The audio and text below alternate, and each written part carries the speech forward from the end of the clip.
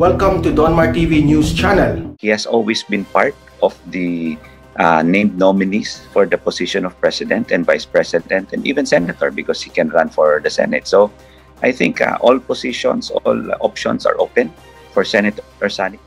Kasama si dating Senador Antonio Trillanes sa mga kinukonsidera ng isang bayan na mapasama sa kanilang unified lineup para sa 2022 elections. Kamakailan ay inihayag na rin ni Trillanes ang kanyang tiyak na pagtakbo at isa sa binitiwan nitong pangako ay ang pagpapakulong kay Presidente Duterte kapag siya ang naupong bagong Pangulo. Ngunit paliwanag ni Attorney Howard Calleja, isa sa mga convener ng Isang Bayan Coalition, bagamat iginagalang nila ang posisyon ni Trillanes, hindi umano ito ang magiging pulisiya ng pamamahala ng grupo. Hindi naman kami para magkuha ng regime change para magpakulong ng kahit sinong tao. Although we understand that anyone that has committed any crime, whether to the government or to any other person, should face the rule of law, should be accorded due process. Ang malinaw sa ngayon, ayaw nila ng mga nominee na may pakana o nasa likod ng extrajudicial killings. Gayon din ang mga hindi nagsusulong sa karapatan ng bansa sa West Philippine Sea at pumapabor sa kontrobersyal na anti-terrorism law. Naniniwala si Calleja na makabuo sila ng isang solidong lineup para sa darating na halalan na ipantapat sa mga kandidato ng administrasyon.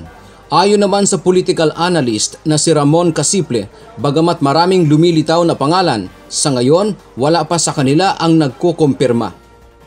Si Trillanes, sarili niya, may kwento na si Bongbong Marcos ay posibleng tumakbo. Marami aktuang pangalang lumitaw. Kaya lang, ang kaibahan ng lahat ng yan, hindi sila ang pinanggagalingan ng kwento. Ibang tao ang nagkukwento. President Xi Jinping, President Duterte said the Philippines deeply values its friendship with China that continues to prosper 46 years after the establishment of the two countries' diplomatic relations on June 9, 1975. In the face of the challenges of a global pandemic, China's timely acts of solidarity and assistance have helped the Philippines take crucial steps towards healing and economic recovery. The President told President Xi Jinping as the two nations celebrate the 46th anniversary of their diplomatic relations. The two countries' ties have further improved under President Duterte's leadership, and to help the Philippines fight COVID-19, China has donated 1 million doses of coronavirus vaccines developed by Sinovac Biotech. China has also donated 1,000 vials of Sinopharm vaccine, in addition to 10,000 vials expected to be donated to the Presidential Security Group. President Duterte said it's evident that over the past 4 decades, Manila and Beijing ties have grown and deepened through concrete and purposive cooperation. He said Philippines-China economic ties are, of course, the dynamic force that will continue to drive the bilateral relations forward. The President also expressed confidence that his administration's ambitious Build infrastructure program, which complements China's Belt and Road Initiative, will reap long-term benefits for the peoples. Amid the clamor for him to run for vice president in the national elections next year, President Rodrigo Duterte bared his plans during his one-on-one interview with Pastor Apollo Kibuloy last night. Mahirap yung pastor kasi mag-retire na ako tapos this time ako ang mamili ng presidente. Pag manalo sabihin nila ano ko lang yan, perpetuate yourself in power. So nag-resist ako. According to the chief executive, he even warned his daughter Davao City Mayor Sara Duterte not to run for president. Si Inday, kinausap ko talaga kagabi. Do not run. Do not ever commit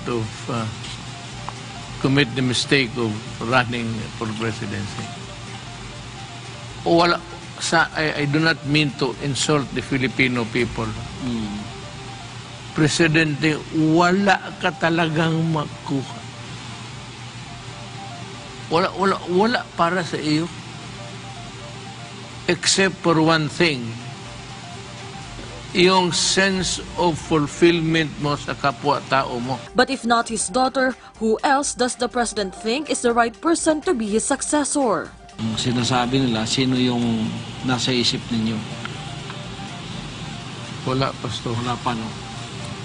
So let the Wala. time go. Looking at the political horizon, No. maski ikaw, alam mo, wala akong nakita na deserving. Pero meron diyang mga aspirants.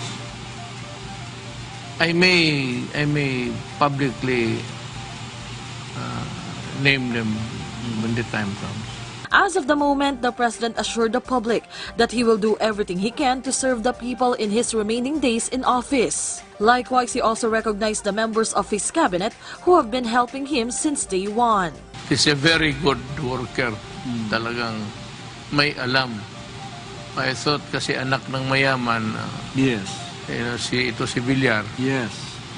baka mag-secretary lang dahil for the glory of it. Noong nagtrabaho mo, believe ako. Bugade, susugod. Yes. Mga airport natin, puro magaganda na. Lahat. Pati yung sa ano mo yun, sa DNR. Si Mato. BP bid ni Presidente Duterte nakadepende kay Inday Sara.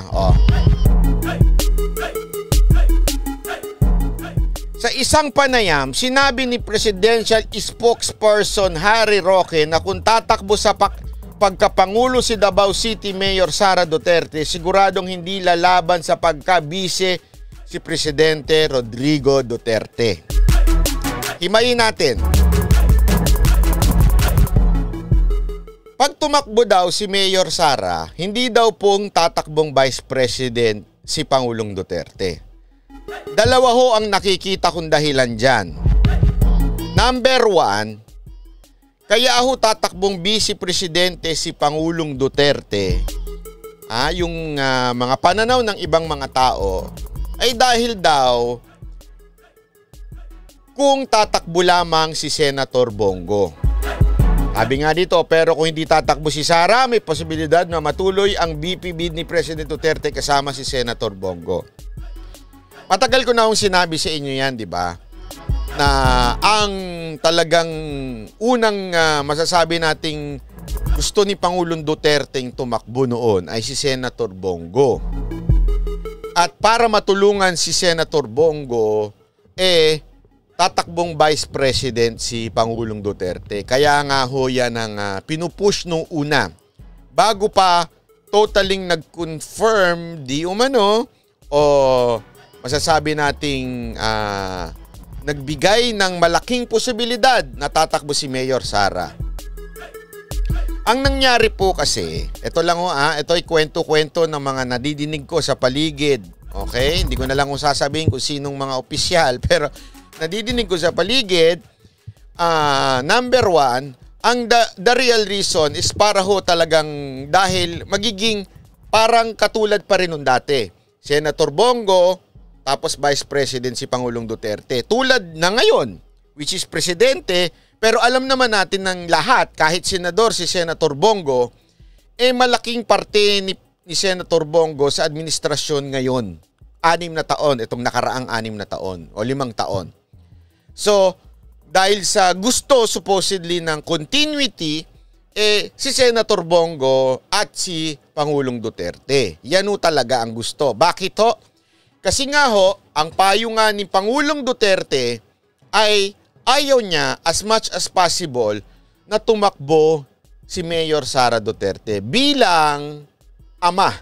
Ibig sabihin, yung kanyang point na huwag kang tumakbo dahil concern po ang ating Pangulo sa kanyang anak na ayaw niyang ma-stress na, ayaw niyang mapago. Diba yan yung paulit-ulit niyang sinabi noon hanggang itong huling interview niya kay Pastor Kibuloy. Diba? So sa madaling salita ho, yan pa rin po ang paninindigan ni Pangulong Duterte hanggang ngayon. Ayaw niyang tumakbo si Mayor Sara Duterte. And the only thing natatakbo siyang Vice President pag hindi tumakbo si Mayor Sara Duterte. Ayon niyang kay Spokes. Pangalawang reason, Pangalawa namang reason niya kung bakit yan, marami rin ho ang nagsasabi, especially yung mga naging opisyal at mga malalapit sa Pangulo at sa pamilya Duterte na mga taga Davao, marami po ang nagsasabi doon at kwento-kwento, hindi ko alam kung ito'y totoo, kwento-kwento, na pagdating mo sa pamamalakad, magkaiba o minsan pa nga ho ay salungat ang desisyon ni Pangulong Duterte at ni Mayor Sara Duterte. Maraming nagsasabi, lalo na yung mga malalapit daw sa Pangulo at saka sa Duterte family, imposibleng magsama si Pangulong Duterte at si Mayor Sara Duterte. Dahil hindi ho magkaaway ha, hindi lang ho magkasundo sa pamamalakad. Malamang itanong nyo ho yan sa mga taga Davao. Okay? Ngunit, wala ho akong sinasabing hindi ho tatakbo si Mayor Sara. Dahil tandaan ho natin, pagdating ho sa pagtakbo ni Mayor Sara, hindi ho yan nakadepende kay Pangulong Duterte. Si Mayor Sara ho ay may sariling pag-iisip at may sariling diskarte pagdating ho sa politika. Yan ho ang katotohanan.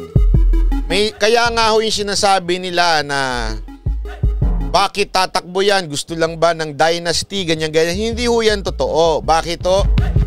Si Mayor Sara, alam naman ho ng mga tao yan, ng mga nakapaligid dyan, especially mga opisyal natin, alam nilang iba ang diskarte ni Mayor Sara sa diskarte ni Pangulong Duterte. Ibig bang sabihin nun, pangit o less ng diskarte? Hindi ho. Magkaiba lang. Okay? Ibig bang sabihin nun, mas less ang kakayanan ni Mayor Sara? Hindi din ho. Magkaiba lang ho talaga sila ng style of leadership. So, etong sinabi ni Spokes, ito po ay napakahalaga dahil siya ho mismo, sigurado ako, nasa loob ho yan at talagang alam niya kung ano ang usap-usapan dyan. Ayoko na lang magsalita, ngunit personal din ho, meron din ho akong alam na hindi ho talaga magsasama ang Duterte-Duterte tandem. Ngunit, kahit alam ko yon, ang gusto ko pa rin ay Duterte-Duterte tandem. Pero sa tingin ko, mukhang imposible. Okay? Linawin ho natin ha. Gusto ko yan, Duterte-Duterte. Kasi syempre, sino ba naman ako? Matagal ko na sinasabi yan. Actually, wala pa yung issue ng VP si Pangulong Duterte. Iyan ang isa sa mga pinapangarap kong mangyari. Duterte-Duterte.